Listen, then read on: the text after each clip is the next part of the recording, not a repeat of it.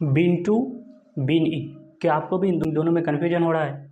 Let's learn. Been to, जब आपको ये बताना हो कि मैं किसी स्थान से हो करके आया हूँ, जैसे मैं दिल्ली हो करके आया हूँ, मतलब मैं दिल्ली गया हूँ।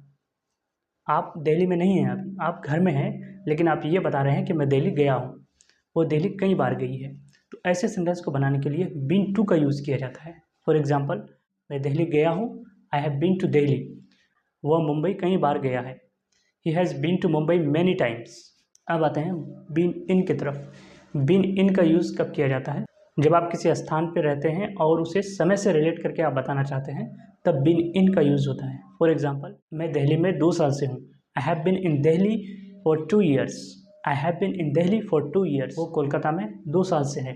ही has been in Kolkata for 2 years. वो मुंबई में 2010 से है। He has been in Mumbai since 2010। I hope आप समझ चुके होंगे बीन इन और बीन टू के बीच का डिफरेंस। आप इसी तरह से सीखना चाहते हैं तो हमारे पेज को फॉलो कीजिए। अगर आप यूट्यूब में देख रहे हैं तो हमारे चैनल को सब्सक्राइब कीजिए। Thanks for watching.